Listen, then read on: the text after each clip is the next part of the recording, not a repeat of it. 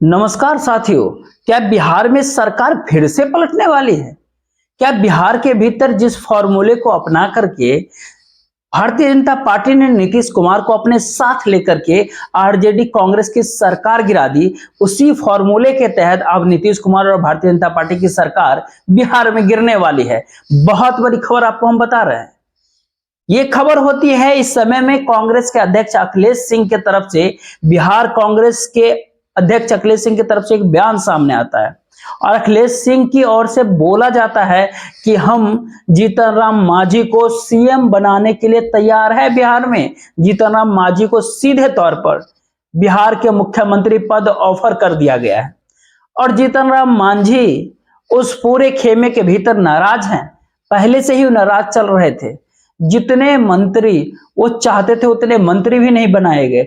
और यहीं पे छोटा सा अनुरोध आपसे रहेगा कि वीडियो को लाइक और चैनल को सब्सक्राइब कर चैनल की ताकत को बढ़ाइए और हो सके तो इस स्कैनर को स्कैन करके आर्थिक रूप से चैनल को मजबूत करने का प्रयास करें, क्योंकि ये सब। दूसरी ओर वहीं अब जीतन राम मांझी को मुख्यमंत्री का ऑफर मिल चुका है और मुख्यमंत्री भारतीय जनता पार्टी तो कभी बना नहीं पाई, लेकिन आरजेडी बना देगी इस बात को कहा गया है। कांग्रेस बनाएगी इस बात को कहा दिया है। क्या बिहार के भीतर फिर से एक बार राजनीतिक खेला होगा या केवल और केवल ये सुर्खियों की बात होती है, केवल कयासबाजी बयानबाजी तक सीमित है, या सच में बिहार में कोई राजनीतिक हलचल बड़ा तेज हो जाएगा? तेजस्वी यादव का ध्यान दीजिएगा बयान। तेजस्वी यादव का क्या बयान आया था जब तेजस्वी यादव ने कहा था इस बार सरकार तख्ता पलट आसानी से नहीं होगा और इस बार ताजपोशी जो है वह भी आसानी से नहीं होगा।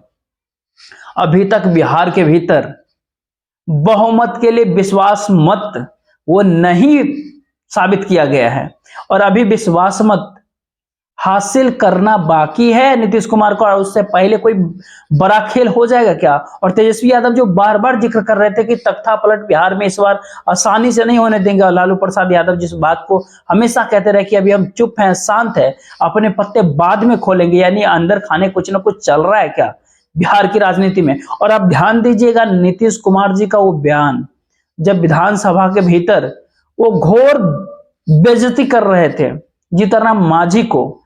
दरअसल बिहार का जो पूरा मामला होता है केवल मंत्री पद तक ही सीमित नहीं रहता है, और इस पूरे मामले को अगर आप देखें तो मंत्री पद तक अगर सीमित करके इस मामले को अगर देखा जाए तो भी बेईमानी होगी। और जिस प्रकार से बिहार के भीतर जिस अंदाज में बिहार में राजनीतिक खेला हो गया, अब वह खेला क्या दोबारा से दोहराने वाला है? सवाल उठता है कि अगर आपके जवाब इसको टटोलेंगे या देखेंगे तो जवाब में बहुत सारी बातें आपको पता चलेगी। बिहार के भीतर दरअसल आपसी फूट जो है इंडिया अलायंस, इंडिया गठबंधन के बजाय एनडीए गठबंधन में ज्यादा होती है। इंडिया गठबंधन के भीतर कांग्रेस के कोई भी विधायक नहीं टूटा, आरजेडी का कोई भी विधायक नहीं टूटा।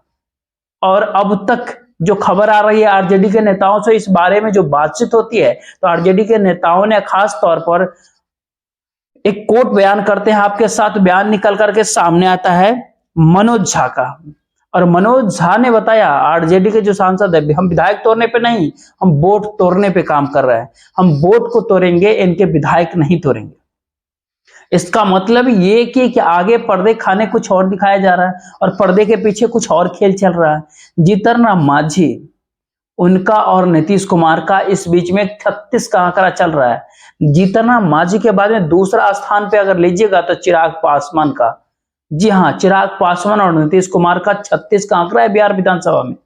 और नीतीश कुमार और चिराग पासवान किस कदर एक दूसरे से खफा है या किस एक दूसरे को कैसे वो नहीं सुहाते, इस बात को ऐसे भी आप जान लीजिए कि आज नीतीश कुमार की जेडीयू जो आज 45 सीटों पे बिहार विधानसभा में है, तो उसकी बदौलत सिर्फ और सिर्फ चिराग पासवान ही है।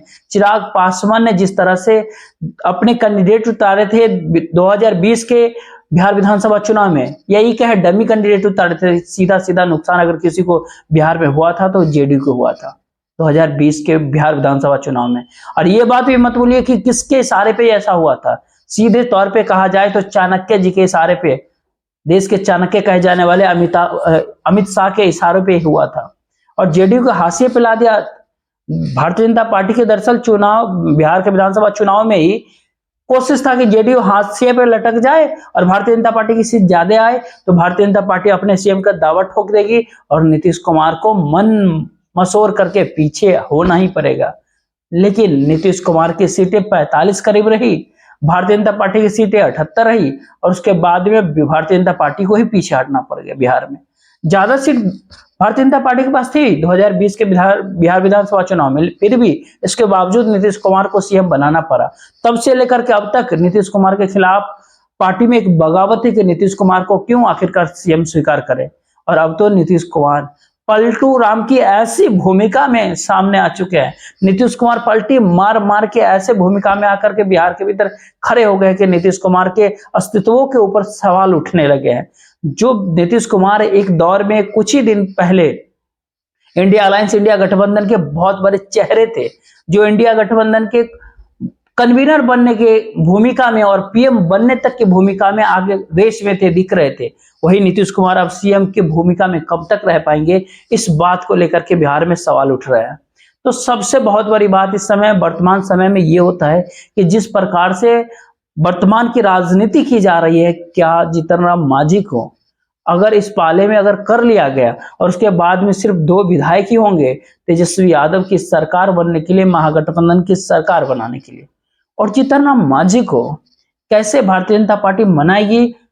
कहते हैं ना, पूत के पांव पालने में दिख जाते हैं। सरकार बनने से पहले ही हर कोई अपने अपने मंत्री कोटे चाहता है और उसके साथ साथ लोकसभा की सीटें भी चाह रहा है। यानी ये सरकार अभी भी अधर में फंसा हुआ है, बिहार की सरकार अभी भी हवा में लटका हुआ है और ये सरकार किस प्रकार से, किस तरह से लटकी रहेगी, बचेगी नहीं बचेगी, सवाल ये भी उठता है।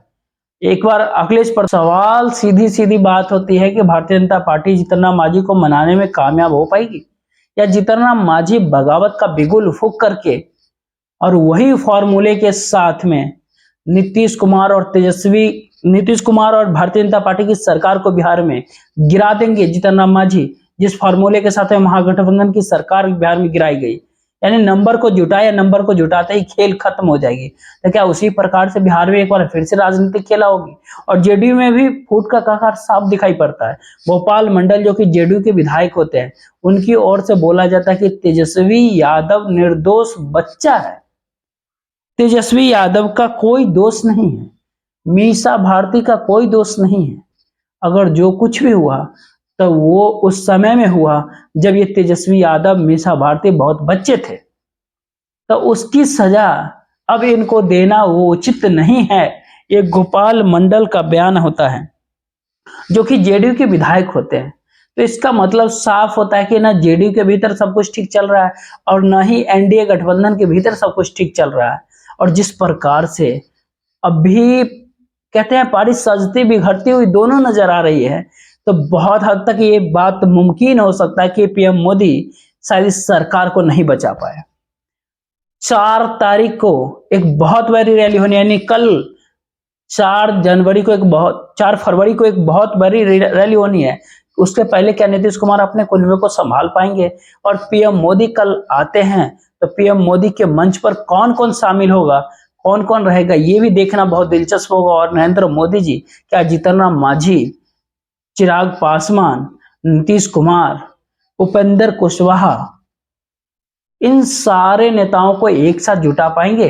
क्योंकि ये सारे के सारे लोग आपस में एकजुटते को फूटी आंख तक नहीं सुहाते हैं। ये बात न केवल बिहार की राजनीति के भीतर है, बल्कि बिहार के बाहर भी लोग इस बात का जिक्र करते हैं। तो सवाल सीधा सीधा होता है कि जीतन राम मांझी के सहारे क्या कांग्रेस सच में तख्ता पलट करने जा रही है? और पहले कांग्रेस की ओर से पैतरा फेंका गया है जीतन राम मांझी की तरफ।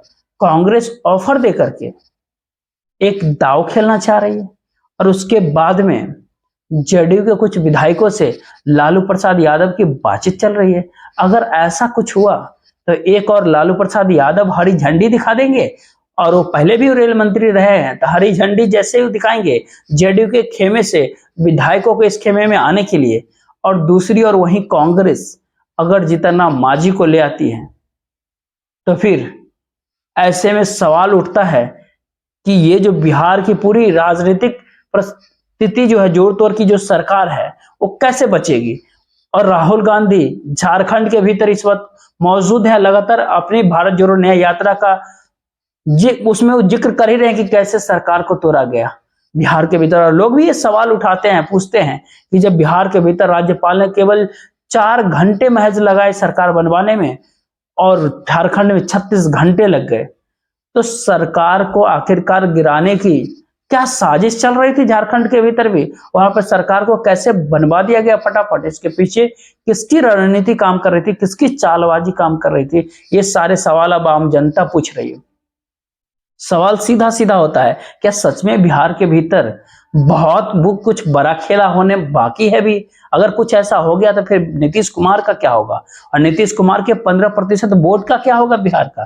क्या ऐसे में नीतीश कुमार का अस्तित्व एक ही झटके में खत्म हो जाएगी? उसके बाद लड़ाई सीधे तौर पर महागठबंधन और भारतीय जनता पार्टी के बीच में हो जाएगी।